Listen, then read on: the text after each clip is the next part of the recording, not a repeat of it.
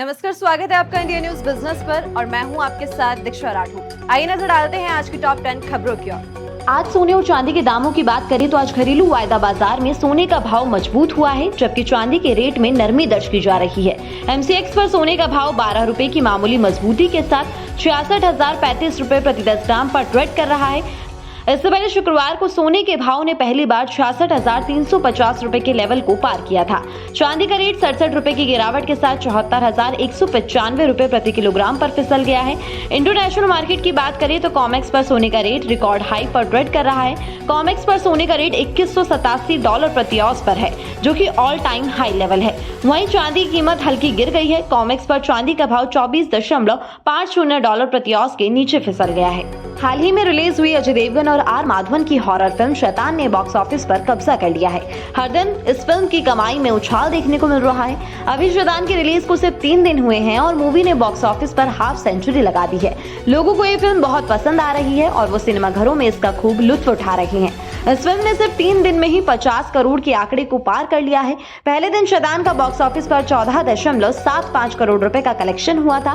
दूसरे दिन फिल्म की कमाई में जबरदस्त इजाफा हुआ और बॉक्स ऑफिस पर 18.75 करोड़ रुपए की कमाई हुई। अब इसके तीसरे दिन के कलेक्शन के आंकड़े सामने आ गए हैं। रिपोर्ट्स के मुताबिक शैतान ने रविवार यानी तीसरे दिन देश भर में 20 करोड़ रुपए की कमाई की है।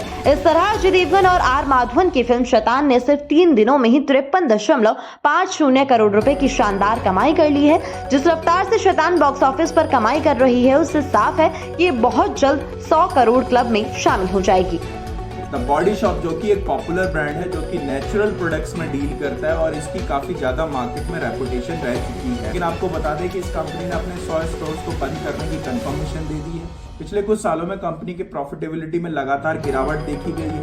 कंपनी ने अपने स्टोर्स को क्लोज करने का डिसीजन तब लिया है जब 2022 में जो बॉडी शॉप है उसके यूके बिजनेस में उसको लगभग 71 मिलियन पाउंड का नुकसान हुआ था और कंपनी का जो टर्नओवर है वो लगभग 1/5 तक पहुंच गया था। तो कंपनी को काफी सारा फाइनेंशियल स्ट्रेस का सामना करना पड़ा, जिसके बाद कंपनी ने अपने ये 100 स्टोर्स को बंद करने का डिसीजन लिया। अब सबसे बड़ी बात यह है कि इससे एक्सपेक्टेड है कि कंपनी के लगभग 2000 एम्प्लॉइज जो है उनकी जॉब जाने का जो रिस्क है वो सामने आ गया है। प्रधानमंत्री नरेंद्र मोदी कल यानी 12 मार्च को गुजरात के अहमदाबाद में आयोजित एक समारोह में देश भर में एक साथ 85,000 करोड़ रुपए की लागत की लगभग 6,000 परियोजना का शिलान्यास और लोकार्पण करेंगे। इसी कड़ी में प्रधानमंत्री मोदी देश के अलग अलग स्टेशनों के बीच 10 नई semi high speed Vande Bharat ट्रेनों के परिचालन का शुभारंभ, 4 वंदे भारत एक्सप्रेस का मार्ग विस्तार और 2 अन्य रेल सेवाओं को हरी झंडी भी दिखाएंगे।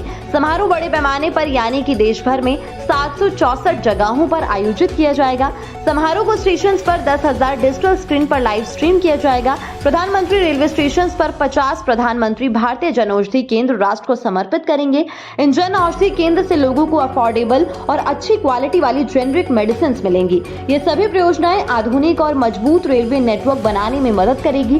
साथ ही इस निवेश से न केवल कनेक्टिविटी में सुधार होगा बल्कि आर्थिक विकास को भी बढ़ावा मिलेगा और रोजगार के नए अवसर पैदा होंगे। सुप्रीम कोर्ट से जो दी गई समय सीमा थी उसको एक्सपेंड करने की डिमांड की थी, जिसकी सुनवाई आज यानी कि 11 मार्च को होनी थी और इसका जो डिसीजन है वो आ चुका है। आपको बता दें कि सुप्रीम कोर्ट ने समय सीमा को बढ़ाने से इनकार कर दिया है। उल्टा सुप्रीम कोर्ट ने SBI से सवाल पूछे कि 26 दिनों तक आपने क्या किया, यानी कि जिस दिन ये डिसीजन लिया गया था कि SBI को सारी की सारी जो चुनावी बॉन्ड है उसकी इन्फॉर्मेशन जो है वो चुनाव आयोग को देनी है, उस दिन से लेकर अभी तक का 26 दिन का टाइम हो चुका है और इन 26 दिनों में SBI ने क्या किया इस बात का जवाब जो है वो सुप्रीम कोर्ट ने मांगा। साथ ही आपको बता दें कि सुप्रीम कोर्ट ने आदेश दिया है कि कल यानी कि 12 मार्च तक सारे चुनावी बॉन्ड्स की जानकारी जो है वो शेयर कर दी जाए और 15 मार्च तक चुनाव आयोग जो है वो जानकारी को सार्वजनिक करेगा। डेली बेसिस पर डीपफेक वीडियो का शिकार कोई ना कोई बनता जा रहा है। वेटरन इन्वेस्टर और founder of MK ventures Madhusudan केला जी सोशल मीडिया पर हेफ्टी रिटर्न्स प्रॉमिस करते हुए नजर आ रहे हैं और ये वो खुद नहीं है बल्कि उनकी एक डीपफेक वीडियो है जो कि अलग अलग AI सॉफ्टवेयर का यूज करके बनाई जाती है। उस वीडियो में सेबी को भी टैग किया गया है और इस वीडियो के वायरल होने के बाद मधुसूदन केला जी ने क्लैरिफिकेशन दी है कि ये वीडियो फेक है और उनकी तरफ से कोई भी हेफ्टी रिटर्न्स का प्रॉमिस नहीं किया गया है। तो अगर आपको भी ऐसी कोई वीडियो दिखती है तो आप उसे रिपोर्ट कर सकते हैं और सतर्क रह सकते हैं। बिजनेसमैन इलॉन मस्क की इलेक्ट्रिक कार मैन्युफैक्चरिंग करने वाली कंपनी टेस्ला जो है वो भारत में अपने बिजनेस सेटअप को करने के लिए यानी कि मैन्युफैक्चरिंग प्लांट को सेटअप करने के लिए टैरिफ में स्पेशल रिलीफ की डिमांड कर रही है। दूसरी तरफ गवर्नमेंट ने ये क्लियर कर दिया है कि भारत अपनी पॉलिसी में किसी एक कंपनी को बेनिफिट देने के लिए कोई भी बदलाव नहीं करेगा। इसमें सेंट्रल मिनिस्टर पीयूष गोयल ने साफ स्टेटमेंट दे दिया है जिसमें उन्होंने बताया कि किसी एक कंपनी को बेनिफिट देने के लिए भारत सरकार अपनी कोई भी पॉलिसी नहीं बनाती है।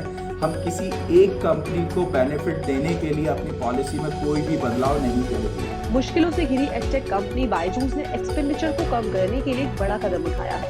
कंपनी ने बेंगलुरु के नॉलेज पार्क बेस्ड अपने हेडक्वार्टर्स को छोड़कर देश भर के सभी ऑफिसेस खाली कर दिए हैं और अब कंपनी ने अपने ट्यूशन सेंटर में काम कर रहे एम्प्लॉयज के अलावा सभी एम्प्लॉयज को अगले फर्दर नोटिस तक घर से काम करने के लिए कहा है। कंपनी अपने सभी ऑफिस की करंट लीज खत्म होते ही उन्हें खाली कर देगी और ये फैसला ऐसे टाइम पर लिया गया है जब वो पिछले महीने अपने लगभग 75% एम्प्लॉयज की पूरी सैलरी का पेमेंट नहीं कर पाए थे।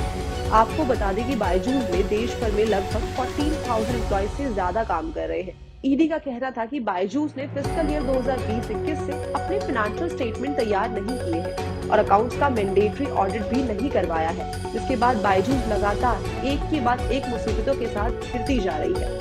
गुजरात में देश का सबसे बड़ा सेमीकंडक्टर प्लांट लगाया जाएगा। इसके लिए गुजरात सरकार ने टाटा ग्रुप और सीजी पावर को प्लांट सेटअप करने के लिए 188 एकड़ की जमीन जो है वो अलॉट कर दी है।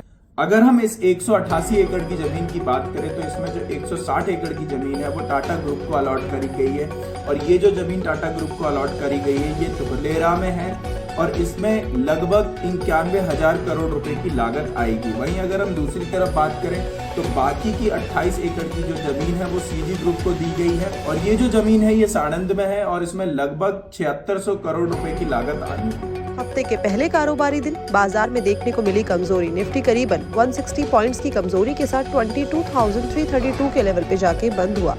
इसी तरह बैंक निफ्टी भी करीबन 507 पॉइंट्स की कमजोरी के साथ 47,327 के लेवल पे जाके बंद हुआ और आज सेंसेक्स 616 पॉइंट्स की कमजोरी के साथ 73,502 के लेवल पे जाके बंद हुआ। अगर आज के टॉप गेनर्स और लूजर्स की तरफ नजर डाली जाए तो अपोलो हॉस्पिटल 2.66% की मजबूती के साथ आज का टॉप गेनर रहा और नेस्ले इंडिया भी 1.92% की मजबूती के साथ आज का सेकेंड टॉप गेनर रहा। इसके साथ ही साथ टाटा कंज्यूमर करीबन 3.06% की कमजोरी के साथ आज का टॉप लूजर बना और पावर ग्रिड 2.67% की कमजोरी के साथ आज का सेकेंड टॉप लूजर रहा। अगर बीएसई के 30 शेयर्स की तरफ नजर डाली जाए तो आज बीएसई के 30 शेयर्स में से केवल 8 ही शेयर्स हरे निशान पे बंद हुए और बाकी के शेयर्स लाल निशान पे जाके बंद हुए।